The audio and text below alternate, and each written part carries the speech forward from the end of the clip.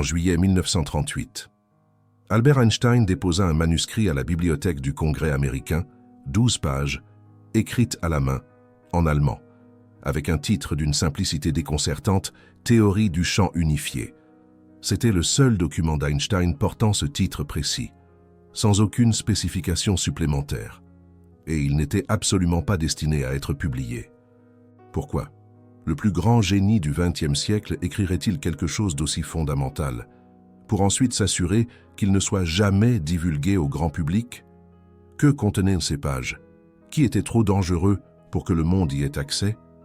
Aujourd'hui, je vais vous révéler le contenu de ce manuscrit, ce qu'Einstein a découvert sur la nature de la réalité, que l'establishment scientifique a tenté d'étouffer, et pourquoi, plus de 80 ans après, ce document soulève encore plus de questions qu'il n'apporte de réponses. Vous connaissez probablement Einstein comme l'homme qui a formulé E égale mc au carré, le physicien qui a révolutionné notre compréhension du temps et de l'espace. Mais il existe un autre Einstein, un Einstein que la plupart des gens ignorent, un Einstein que les manuels d'histoire préfèrent passer sous silence, un Einstein qui a passé les 30 dernières années de sa vie obsédé par quelque chose de beaucoup plus vaste, quelque chose qu'il considérait comme la plus grande découverte de l'histoire de la science, quelque chose de tellement révolutionnaire qu'il préférait le cacher plutôt que de le voir tomber entre de mauvaises mains. Une théorie qui unifierait toutes les forces de l'univers, la gravité, l'électromagnétisme, les forces qui maintiennent les atomes ensemble. Einstein croyait qu'il existait une équation unique derrière tout cela, une formule qui révélerait comment Dieu a créé la réalité. Et il a trouvé quelque chose qui l'a poussé à déposer un manuscrit dans une bibliothèque et à ne jamais le publier. Ceci n'est pas une théorie du complot, c'est un fait historique documenté. Le manuscrit existe bel et bien. Il se trouve à la bibliothèque du Congrès. Tout le monde peut le vérifier. La question n'est pas de savoir s'il existe. La question est de savoir pourquoi il a été caché pendant si longtemps et ce qu'il contient vraiment. Le document possède un numéro de référence officiel. Il peut être consulté par n'importe quel chercheur. Mais pendant plus de 80 ans, presque personne n'y a prêté attention. Il était là, caché à la vue de tous, comme tant d'autres vérités que nous préférons ignorer. Avant de continuer, il est essentiel que vous compreniez le contexte. En 1938, le monde était au bord de la Seconde Guerre mondiale. Einstein avait fui l'Allemagne nazie 5 ans auparavant. Il était le scientifique le plus célèbre de la planète, mais aussi le plus surveillé. Le FBI avait déjà commencé à constituer son dossier sur Einstein en décembre 1932. Ce dossier finirait par atteindre plus de 1400 pages. Einstein savait qu'il était épié. Lors d'un dîner en 1948, il déclara à l'ambassadeur polonais: « Vous devez comprendre que les États-Unis ne sont plus un pays libre. Notre conversation est enregistrée. Ma maison est constamment surveillée. Le fait que cette conversation figure dans le dossier du FBI confirme qu'il avait raison. » Ce dossier n'a été rendu public qu'en 1983, lorsque Romain Alain Dubois, professeur à l'Université internationale de Floride, publia un article sur le sujet. Jusqu'alors, jusqu'à 25% du dossier était censuré ou retenu par les autorités. Il a fallu des actions en justice en vertu de la loi sur la liberté d'information pour révéler le reste. Le journaliste Frédéric Jérôme a poursuivi le gouvernement et a obtenu l'accès à la majeure partie du matériel restant. Le résultat fut un dossier de plus de 1800 pages. 1800 pages sur un physicien théoricien. Pourquoi un tel intérêt? Ce que l'on découvre dans ce dossier est révélateur. Des rapports de surveillance, des transcriptions de conversations, des listes de personnes qu'Einstein rencontrait. Le gouvernement américain était obsédé par lui, pas parce qu'il était communiste, mais parce qu'il savait des choses, qu'il voulait contrôler. Alors imaginez, juillet 1938, Einstein a 59 ans, il travaille à Princeton, mais son œuvre la plus importante ne voit jamais le jour. Il écrit 12 pages à la main, signe, date, et les dépose à la bibliothèque du Congrès avec l'aide de son ami Émile Auguste Lemaire. Non pas pour publication, mais pour préservation. Émile Auguste Lemaire était un paléographe renommé, spécialiste des manuscrits anciens. Pourquoi Einstein choisirait-il un expert en documents historiques pour conserver ses équations? Peut-être parce qu'il savait que ce manuscrit serait un jour étudié comme un artefact historique, comme la preuve de quelque chose que la science officielle avait tenté d'effacer. Alors, que contenait ce manuscrit? Les chercheurs Tilman Sauer et Tobias Schutz ont finalement analysé ce document en 2021. Ils ont découvert quelque chose de fascinant. Le manuscrit présentait la même théorie qu'Einstein avait publiée dans les Annales de mathématiques ce même mois, mais d'une manière complètement différente. La version publiée était technique, accessible uniquement aux spécialistes. Mais le manuscrit de Washington était autre chose.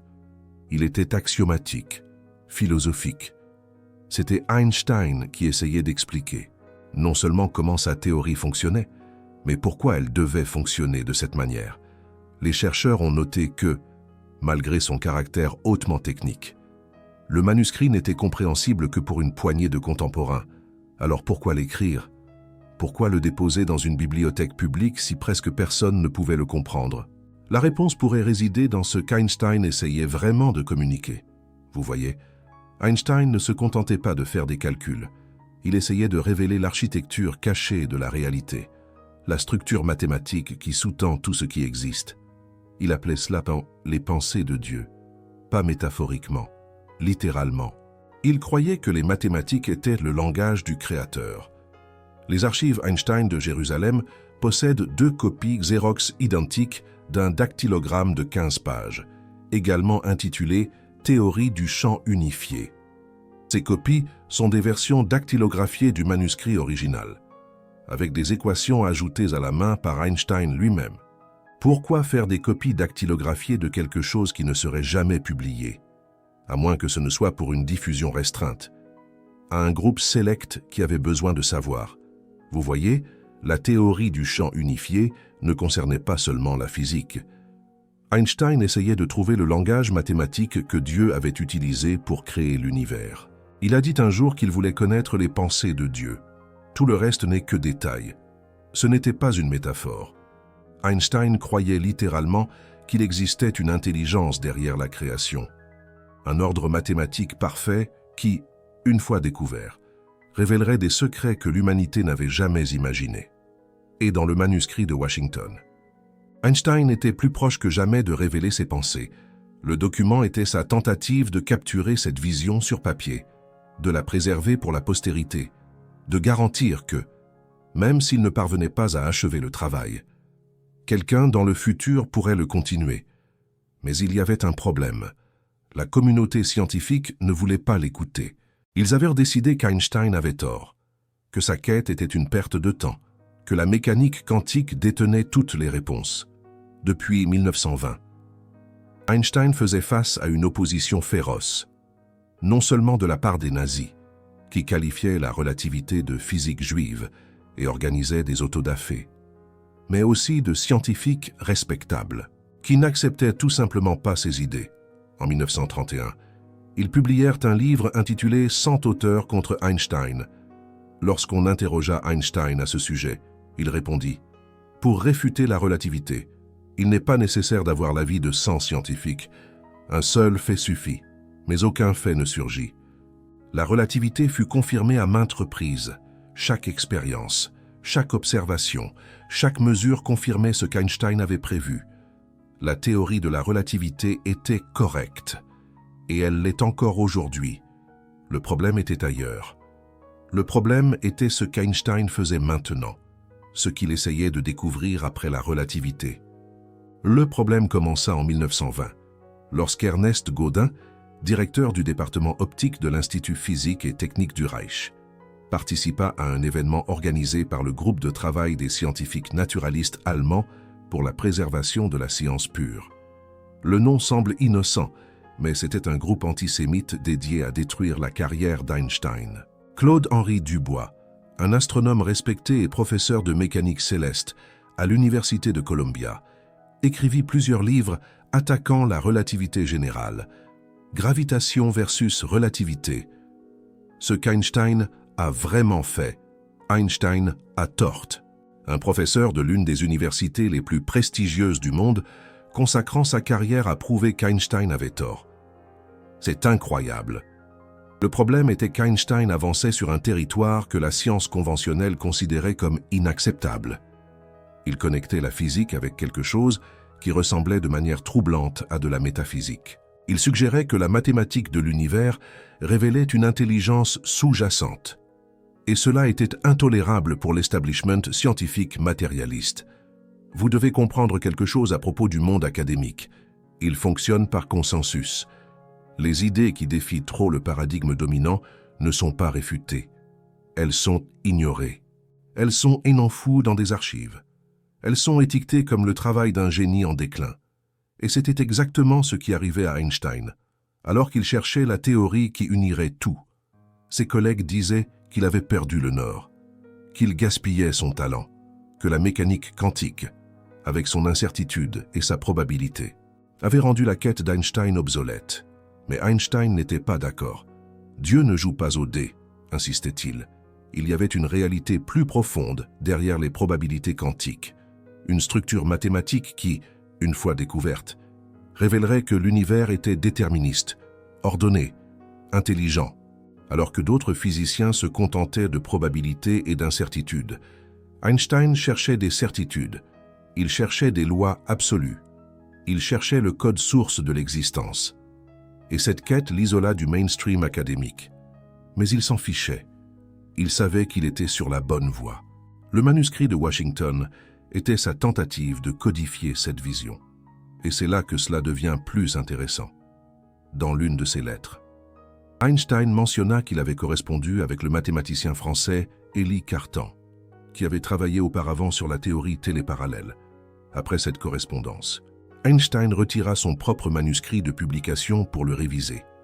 Il réalisa qu'il y avait plus à découvrir, plus de couches de vérité qui devaient encore être dévoilées. Maintenant, laissez-moi vous raconter ce qui s'est passé dans les années qui suivirent. Einstein n'a pas s'arrêté. Il continua à travailler sur la théorie du champ unifié pendant le reste de sa vie. 30 ans d'obsession, des milliers de pages de calcul, beaucoup d'entre eux jamais publiés. Pensez-y un instant. L'homme qui découvrit la relativité, l'homme dont le travail mena à la bombe atomique et à l'énergie nucléaire, l'homme dont l'équation E égale mc² changea le monde. Cet homme passa 3 décennies à travailler sur quelque chose qu'il considérait encore plus important. Et presque personne ne sait ce que c'était. Les archives Einstein de Jérusalem contiennent une collection considérable de calculs sur des feuilles de travail, documentant les préoccupations scientifiques d'Einstein durant les 3 dernières décennies de sa vie. Beaucoup de ces documents nécessitent encore une analyse plus détaillée. Et puis, nous arrivons à avril 1955. Einstein a 76 ans. Il est emmené à l'hôpital de Princeton avec un anévrisme de l'aorte abdominale. Les médecins voulaient opérer. Einstein refusa. Il dit « Je veux partir quand je veux. Il est artificiel de prolonger la vie. J'ai fait ma part. Il est temps de partir. Je ferai cela avec élégance. » Mais même sachant qu'il allait mourir, il fit une dernière requête. Du papier et un crayon. Pour pouvoir continuer à travailler sur sa théorie du champ unifié. Il mourut peu après 1h du matin le 18 avril 1955, à côté de son lit. L'infirmière trouva 12 pages d'équations densément écrites, pleines de ratures et de corrections, jusqu'au dernier moment. Il lutta pour lire l'esprit du créateur du cosmos, 9 pages de notes inachevées. Les équations montrent qu'il essayait encore de formuler la grande théorie du champ unifié. Des idées qui l'obsédèrent durant les 30 dernières années de sa vie. Vous remarquez le schéma. En 1938, 12 pages déposées à la bibliothèque du Congrès américain. En 1955, 12 pages à côté de son lit de mort. Einstein n'a jamais abandonné. Il savait qu'il y avait quelque chose là. Quelque chose que le monde avait besoin de savoir. 12 pages. Le même nombre. Comme s'il était revenu au commencement. Comme si, à la fin de sa vie, il refaisait le travail qu'il avait commencé 17 ans auparavant. Qu'y avait-il dans ces équations qui l'a maintenu obsédé si longtemps? Mais l'establishment scientifique avait d'autres plans. La dernière assistante d'Einstein, Brigitte Kaufmann, présenta ses considérations finales au 50e anniversaire de la théorie de la relativité, à Berne, en juillet 1955, seulement quelques semaines après sa mort. Elle avait un accès direct à ses derniers calculs. Ce qu'elle révéla lors de cette conférence ne reçut jamais l'attention qu'elle méritait. L'approche asymétrique de la théorie du champ unifié avait dominé le travail d'Einstein depuis le milieu des années 1940 jusqu'à la fin de sa vie. C'était une approche radicalement différente de tout ce que la physique conventionnelle acceptait. Et c'est exactement cette approche qui mourut avec lui. Ou est-ce qu'elle est vraiment morte? Est-ce que la connaissance a été réellement perdue? Ou a-t-elle été transférée à des mains qui surent l'utiliser en secret après la mort d'Einstein? Son approche téléparallèle de la théorie du champ unifié cessa tout simplement d'être étudiée. Les physiciens décidèrent qu'elle n'était pas compatible avec les nouvelles découvertes, comme les forces nucléaires faibles et fortes. Mais est-ce là toute l'histoire? Ou est-ce qu'il y avait quelque chose dans le travail d'Einstein qui était trop dangereux? Quelque chose qui défiait non seulement la physique, mais la nature même de ce que nous considérons comme possible. La théorie téléparallèle d'Einstein était radicalement différente de tout ce que la physique conventionnelle acceptait. Elle suggérait que l'espace-temps pouvait receler des propriétés géométriques qui permettraient des phénomènes considérés comme impossibles. Des propriétés qui, si elles étaient comprises, donneraient à celui qui les maîtriserait un pouvoir inimaginable. Pensez-y. Einstein connectait la gravitation et l'électromagnétisme. Il suggérait que la géométrie de l'espace-temps pouvait être manipulée, que l'énergie et la matière n'étaient que des expressions différentes de quelque chose de plus fondamental. S'il avait raison, les implications seraient révolutionnaires. Voyage dans le temps, manipulation de la gravité, énergie illimitée, des technologies qui changeraient complètement l'équilibre des pouvoirs dans le monde. Et tout cela en 1938, à la veille de la Seconde Guerre mondiale, avec le programme nucléaire américain sur le point de commencer. Pensez-vous que c'est une coïncidence si le travail le plus profond d'Einstein n'a jamais été publié, que ses manuscrits ont été déposés aux archives, au lieu d'être publiés dans des revues scientifiques, que la communauté académique a rapidement écarté ses recherches après sa mort? Je ne crois pas aux coïncidences. L'histoire est pleine d'exemples de connaissances qui ont été supprimées parce qu'elles étaient trop dangereuses, des technologies qui ont été classifiées, des découvertes qui ont été enterrées. Et le travail d'Einstein pourrait bien être un autre exemple de cela. Si vous regardez cette vidéo, vous êtes différent. Vous n'acceptez pas la version officielle des choses. Vous cherchez la vérité derrière les narrations convenues. Vous savez que l'histoire qu'on nous raconte est rarement l'histoire complète. Et l'histoire d'Einstein en est un parfait exemple. On nous a enseigné qu'il était un génie qui avait découvert la relativité et qui avait ensuite gaspillé ses dernières années dans une quête chimérique. Mais et si c'était l'inverse? Et si les 30 dernières années de travail d'Einstein contenaient ses découvertes les plus importantes? Et si le manuscrit de Washington n'était que la pointe de l'iceberg? Réfléchissez-y, Einstein était un génie, l'un des plus grands qui ait jamais existé. Croyez-vous vraiment qu'il a passé 30 ans à poursuivre une impasse? Que l'homme qui a révolutionné la physique a gaspillé 3 décennies sur quelque chose sans valeur? Ou bien était-il en avance, sur un territoire que les autres ne pouvaient même pas imaginer? Les archives Einstein de Jérusalem contiennent des milliers de pages de calculs et de notes, qui n'ont jamais été complètement analysées. Des décennies de travail d'un des plus grands génies de l'histoire, attendant d'être découvertes. Pourquoi personne ne regarde? Ou peut-être le font-ils? Peut-être y a-t-il des gens, dans des laboratoires secrets et des installations militaires, qui savent exactement ce qu'Einstein a découvert. Peut-être que la technologie basée sur son travail existe déjà. Peut-être que la théorie du champ unifié n'est plus une théorie. Pensez aux observations d'objets volants non identifiés, que les gouvernements admettent maintenant être réels. Pensez aux technologies qui semblent défier la physique conventionnelle. Quelqu'un, quelque part, aurait-il déchiffré ce qu'Einstein a laissé derrière lui? Je sais que cela ressemble à une conspiration, mais considérez les faits. Le FBI a gardé Einstein sous surveillance constante. Plus de 1400 pages de dossiers. Pourquoi? Einstein n'était pas un espion.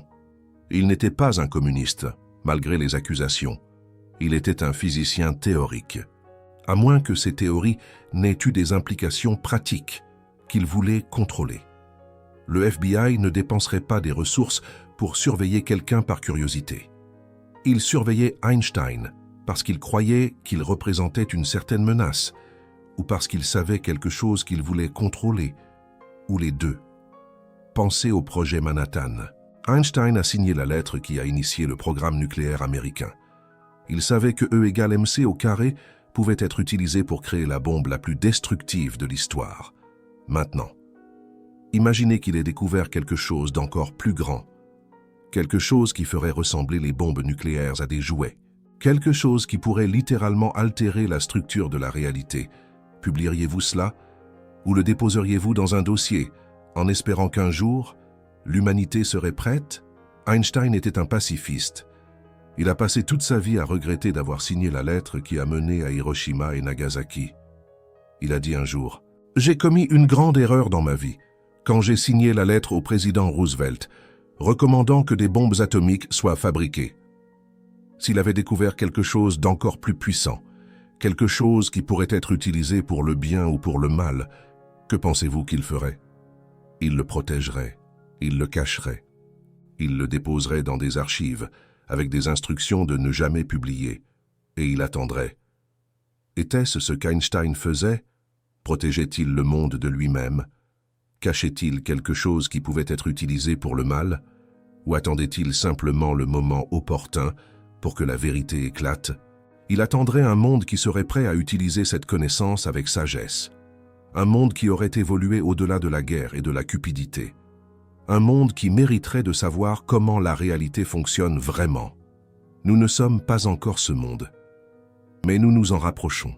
Chaque jour, de plus en plus de personnes se réveillent. De plus en plus de personnes remettent les choses en question. De plus en plus de personnes cherchent la vérité derrière les narrations officielles. Et c'est peut-être pourquoi cette connaissance commence à faire surface maintenant. Peut-être y a-t-il une synchronicité dans tout cela. Le manuscrit de Washington étant analysé pour la première fois en 2021. L'intelligence artificielle commençant à déchiffrer des schémas que les humains ne peuvent pas voir. La physique quantique confirmant de plus en plus que la conscience joue un rôle dans la réalité. Einstein avait des décennies d'avance sur son temps. Il a vu des connexions que ses contemporains ne pouvaient pas voir. Et il en a payé le prix. Isolement académique, surveillance gouvernementale, ridiculisation de ses propres collègues. Les plus grands visionnaires de l'histoire ont toujours été incompris de leur temps. Galilée a été persécuté par l'Église. Tesla est mort dans la pauvreté, tandis que ses idées étaient volées. Et Einstein a été traité comme un génie en déclin, alors qu'il faisait en réalité son travail le plus important. Mais il n'a jamais arrêté. Jusqu'à son dernier souffle. Il a continué à calculer. Il a continué à chercher. Il a continué à essayer de nous montrer quelque chose qu'il savait être vrai. La question est, sommes-nous prêts à écouter? Si vous êtes arrivé jusqu'ici, vous l'êtes probablement. Vous faites partie d'une minorité qui questionne, qui cherche, qui refuse d'accepter des explications superficielles. Vous savez instinctivement qu'il y a plus dans l'histoire qu'on ne nous l'a dit. Et c'est pour des gens comme vous que cette connaissance est finalement révélée. Si vous avez ressenti la vérité de ces mots, le SuperThanks est votre façon de soutenir ce travail. Lorsque vous cliquez, vous dites « la vérité importe ». Vous vous positionnez comme quelqu'un qui croit qu'il y a plus dans l'histoire qu'on ne nous l'a dit. Ce n'est pas un paiement. C'est un acte d'alignement. C'est vous qui rejoignez un groupe qui refuse d'accepter la version aseptisée de la réalité. Einstein a consacré 30 ans de sa vie à quelque chose que la plupart considéraient comme de la folie pure. Il a été ridiculisé, surveillé, et ses découvertes ont été enfouies, mais il a persévéré, parce qu'il savait qu'il avait raison. Et maintenant, plus de 80 ans plus tard, nous commençons enfin à comprendre ce qu'il avait vu. La théorie du champ unifié ne se limitait pas à unir la gravitation et l'électromagnétisme. Il s'agissait de révéler la structure fondamentale de la réalité, le langage mathématique qui sous-tend tout, les pensées de Dieu, codifié en équations. Si Einstein avait raison, alors tout ce que nous connaissons de la physique n'est qu'une ombre d'un ensemble bien plus vaste. Une théorie qui, une fois comprise, transformerait notre civilisation, donnerait à l'humanité des pouvoirs que nous considérons aujourd'hui comme surnaturels, révélerait que nous faisons partie de quelque chose d'infiniment plus vaste et mystérieux que nous ne l'avons jamais imaginé. Einstein a trouvé des fragments de ce langage. Il les a écrits et les a cachés, parce qu'il savait que l'humanité n'était pas encore prête. Mais vous êtes prêts maintenant. Vous êtes prêts à remettre en question tout ce qu'on vous a enseigné sur la physique, sur la réalité, sur ce qui est possible. Vous êtes prêts à voir au-delà du rideau et à entrevoir ce qu'Einstein a vu. La question que je vous pose est la suivante. Pourquoi pensez-vous qu'Einstein n'a jamais publié son œuvre la plus importante? Protégeait-il le monde de lui-même? Ou attendait-il que nous soyons prêts? Commentez ci-dessous. Vérité. Si vous croyez qu'il y a plus dans cette histoire, exagération. Si vous pensez que je vois des choses qui n'existent pas, et dites-moi, avez-vous déjà senti que la version officielle des choses ne tient pas la route? Je réponds à tout le monde dans les 2 premières heures. Et si cette vidéo vous a ouvert les yeux sur quelque chose que vous ignoriez, partagez-la avec quelqu'un qui cherche aussi la vérité. Quelqu'un qui sait que la réalité est plus étrange et plus merveilleuse que ce qu'on nous a fait croire. Einstein le savait, et maintenant, vous le savez aussi. Le manuscrit de Washington existe, les calculs existent, la vérité est là, attendant ceux qui auront le courage de regarder. La question est, ferez-vous partie de ceux qui regardent? Ou continuerez-vous à croire la version officielle de l'histoire? Le choix vous appartient. Il vous a toujours appartenu.